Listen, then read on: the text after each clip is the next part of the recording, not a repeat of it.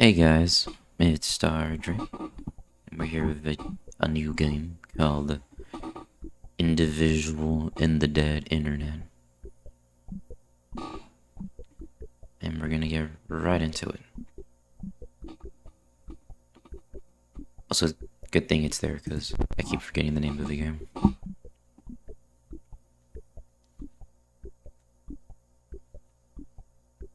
Oh, am I?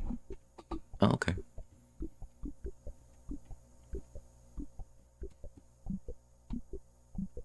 Blurry. Those are like those computers from the, also toilets or chairs, but poop and work. But those are like the computers from like Early school. software was individualistic. Alright. The art of programming from a garage or bedroom and distributing your personal work via floppy disks was a common pastime.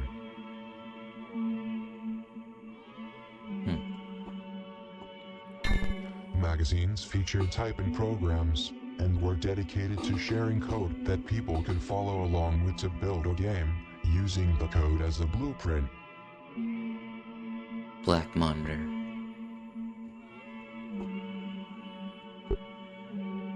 Oh, yeah. When computers moved away from being something exclusive to large mainframes in basements of institutions and transformed into the personal computing era, this early focus on individualism, customization, and personal use are philosophies that set the groundwork for what we enjoy today. Okay.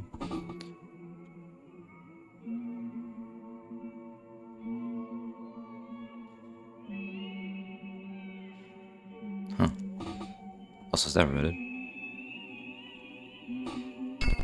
Even so, as threatened as that precarious creative independence in digital art always is, there's still echoes of that personal empowerment obvious in independent software development.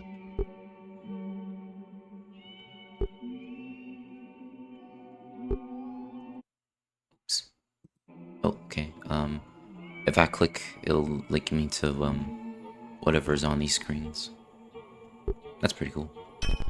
I like thinking back to these early days when things seemed so much more low stakes, simpler, and even welcoming. You didn't need a lot to make something on a computer. No licenses, no heavy payment towards storefronts, no signing your app with a complicated and expensive process, no paying for certificates to sign with, no reoccurring creative cloud fees. You just needed your computer. Okay. Also, I've had a laptop like this, like, way long ago. Probably the first, like, PC-ish or PC thing ever I've owned. It was also kind of poopy, but because it barely, it barely runs some games, but I was happy with what I had at the time. Couldn't really afford a PC. Distribution was simple too. If you wanted to share what you made, you could post it online or share it on something small and physical. What you shared would run on someone's machine, without them having to jump through hoops to run it, because a modern system might flag your freeware as a security risk, because your program didn't come from an arbitrarily expensive storefront. Okay. It's guiding us through the computers. When the internet gained popularity, And games and software were distributed as downloads. That's where my early fascination with homebrew software grew from.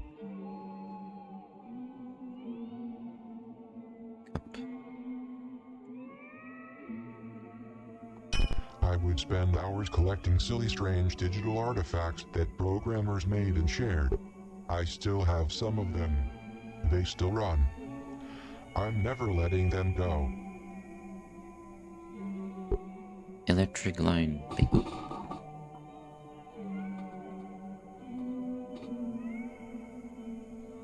Oof, okay. Sorry about that. I had to burp, but I didn't want to burp in the mic because that would have been weird. Little dinosaur friend. Hello. Oh, okay. Some years ago I started creating a silly drawing and template tool called the Electric Zine Maker for quickly assembling zines in small self-published literature. Yes, Mr. Potato. Oh, The Electric Zine Maker was meant to be a very simple black and white drawing tool that would output to the popular 8-page folded zine format, just for me and my friends. I couldn't imagine that an art tool, one that's so silly, chaotic, loud, colorful, where you even need to fight against it to make art because it's so anti-productivity, would ever take off. It did. well, that's neat, Mr. Potato. Oh, The Electric Zine Maker grew into supporting many more bizarre and goofy tools, as well as a large variety of zine templates that you can output to. I love Potato's American typewriter. Oh, all the color potatoes. My favorite potato is blue potato. I often think about the comments that it reminds people of kid pics. People compare it fondly to software from the 90s or early 2000s. Software that was much more individualistic, that even allowed itself to be silly, weird, unusual, instead of the corporate template of what software is that we have today. Mm-hmm. Well, does look really cool.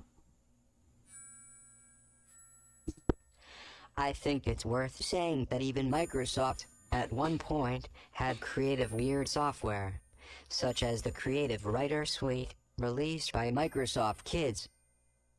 They did.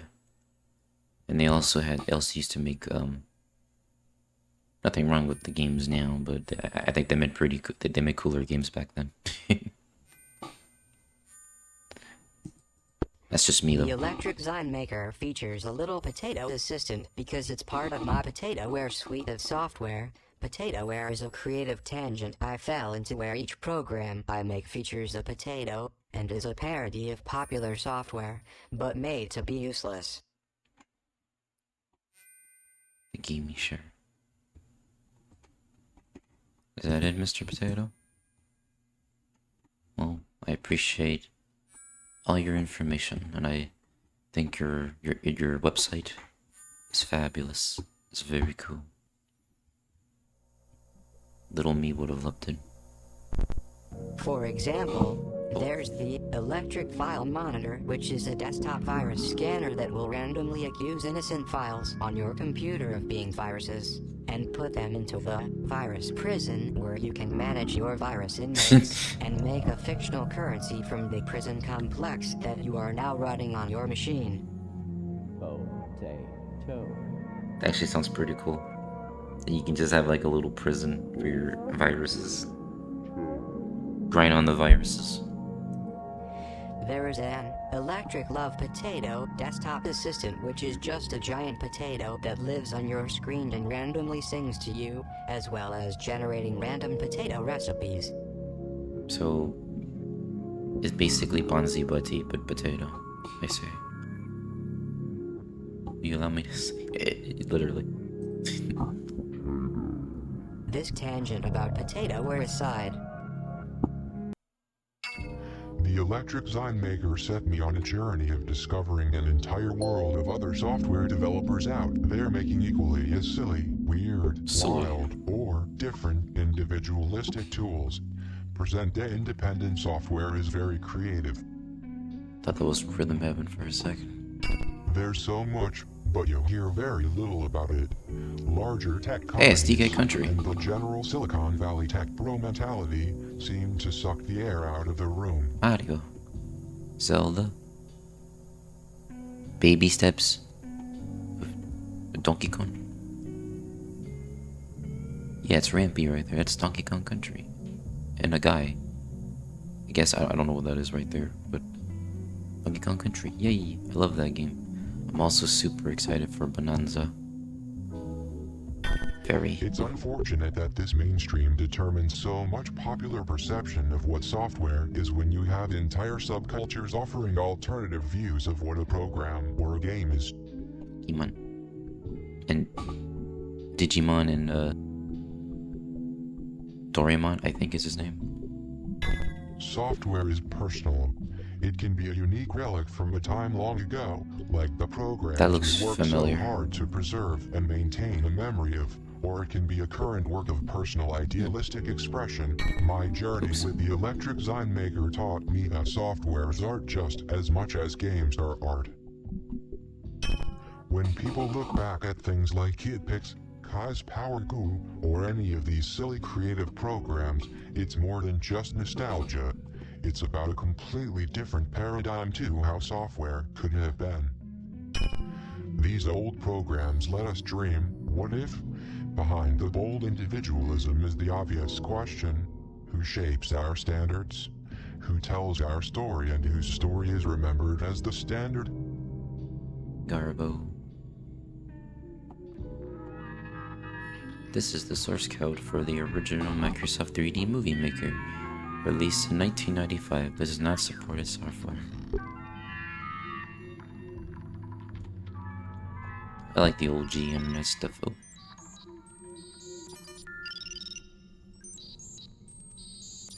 Beep boops, beep boop. Also, there's a rat though. Hello, rat. You're missing a tail. Little rat. Nico, history of a software pet. Nico is a cat that runs around on the screen, chasing the mouse cursor. It has led many lives through the history of computers. That's cute. I like him. Oh, why is it so dark?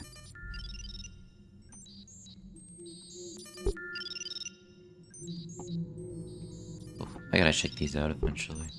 All these links. Hello, rat. Oh, hello. An individual's exploration of personal expression in the digital realm is at the heart of computers. Creative independence is at its core. Without everyone, this place would be boring, yet I'm fascinated by how much the individual is distilled into just numbers, engagement, or a source of content creation output for centralized platforms. In the present era, where tech monoliths are chasing the AI dream, despite outrage from their user bases, I think it's Activision an voicing interesting time to look at what individualism even means. AI forcing Crash Bandicoot. Activision forcing AI to Crash Bandicoot. Just sad. In today's internet, we are food for machines, digesting our thoughts, art, and behavior to spit back versions of ourselves as content, used in training models or for advertisers. Participation on social media becomes a type of free content creation that is monetized by the platform holder.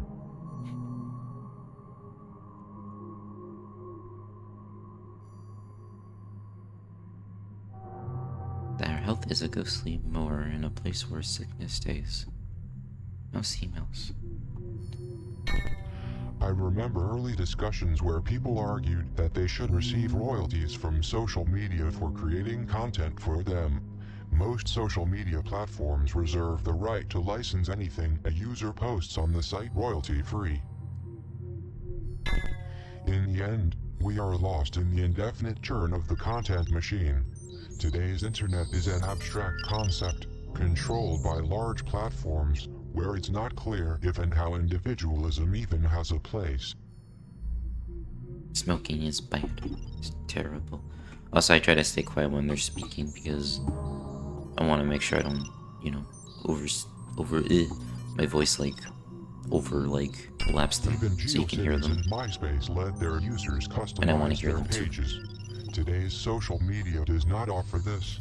I think it's a fascinating transition from people first to the brand of the owning entity being first. Early websites were just as individualistic as early software. There was a novelty to picking your very own domain name and hosting whatever you wanted on it. People had websites for their pets, joke websites, special interest websites. Websites became a form of artistic expression. It was also new and liberating. You could find your voice and exist on your own terms. Each website was a unique portal into someone's world. It was common. Places like GeoCities consolidated a lot of that into one place because they made the technical hurdle easier, but, in a way, as much Neopets? as we like to sing praise to GeoCities, that consolidation is also a continued core problem when it comes to trusting larger entities that become a portal to some aspect of our online existence. That's what I'm getting the vibe from. Also, that's where that sound's coming from. A budding online startup will convince us to join their platform, create a dependency on them, and either get bought by a larger company and eventually shut down, or exploit their user base. Bobe.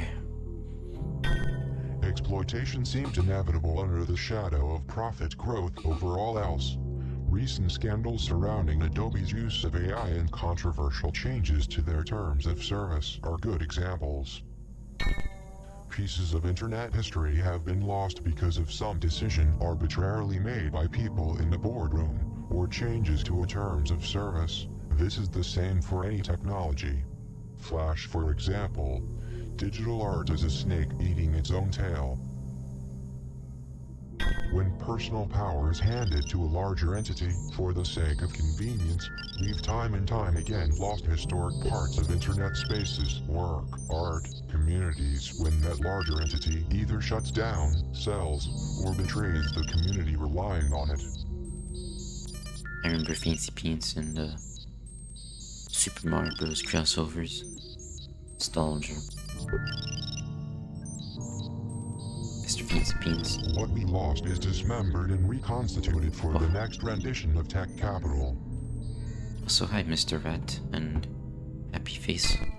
I remember when businesses were just starting to take the internet serious.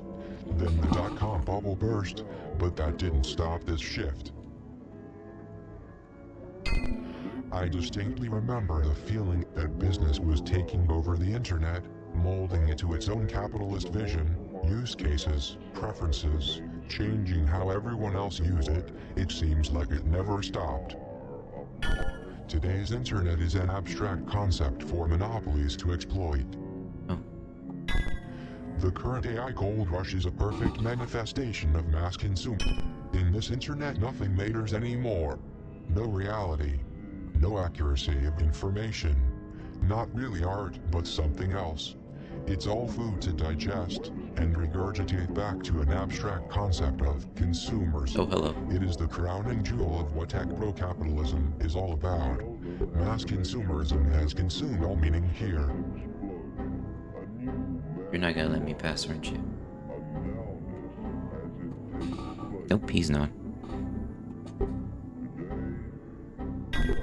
In many ways, AI critics still maintain a level of culpability because most criticism of AI does not criticize the consumerist system that this technology finds itself in. If it would not be AI, it would be something else. The groundwork has long been laid where we exist online, according to the terms of another entity that is allowing us to exist on their platform. We create content and value for them, which the entity has a right to exploit. We've been reduced to scrapable information a long time ago. Bonzi Buddy was once criticized for being malware. Today's versions of Microsoft Windows far eclipsed what malware of yesterday was. Consider controversies surrounding Microsoft Recall, an AI feature that screenshots everything. Are we frogs in the hot boiling water of this new digital age? Bonzi Bodies what started it all. The Dark War.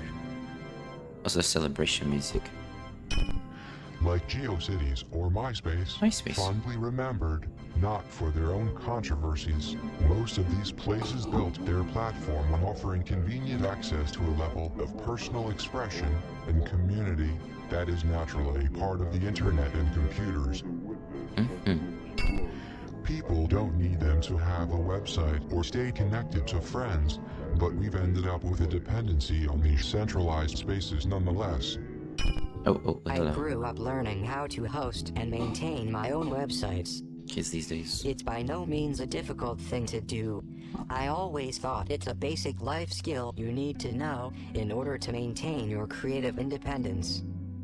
Many after my generation of nerds have no idea that this is a thing you can do, or where to even start. Contrast this to the nerds before my time, that had their legendary beginning inventing software, or building beautiful computers in garages, like the humble beginnings of Apple. This current new generation no longer has access to this type of entry level. The current generation needs trust fund money, seed money, angel investors, just to cover the basic costs of building and distributing software the proper established way. The bar is raised unreasonably high to have that type of old-school independence. The irony is that the bar for entry was raised by the very people who benefited from it being so low. Ooh, you're really close. I often bemoan how hard it is to sign your own independently built and distributed software without it being flagged as a virus. There's reoccurring fees that often eclipse what Developers interested in distributing their art are expected to have their work funneled through very difficult to exist on digital storefronts that require annual fees. Oops. After which developers must navigate the heavy-handed control of these monopolies that dictate what type of work is or isn't allowed on these storefronts. Guidelines often exclude experimental work. It is hard to go against that grain. So, in light of all this, I often wonder, Yeah. when convenience becomes a hook for consolidation, who really benefits? Loss of tech literacy is a scary reality to consider, especially when you grew up making your own websites, software, games, digital art, and you see younger people not know what a file system is because they grew up with walled gardens, apps, and the cloud.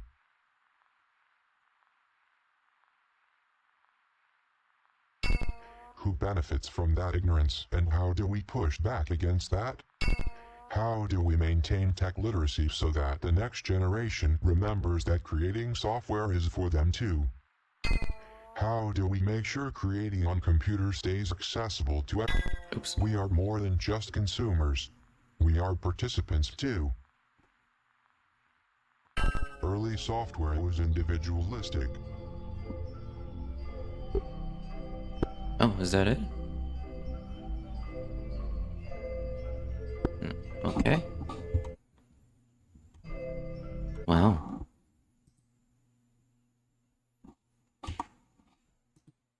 Oops. Yeah, okay, I think that's it. Well, that was pretty cool. I didn't think it this. I didn't think the game would be that deep. But I do get what they mean. I don't know. I grew up with like a lot of the older stuff from the internet, even though I wasn't that big, like, internet heavy as a kid. I mean, whatever. I usually just kind of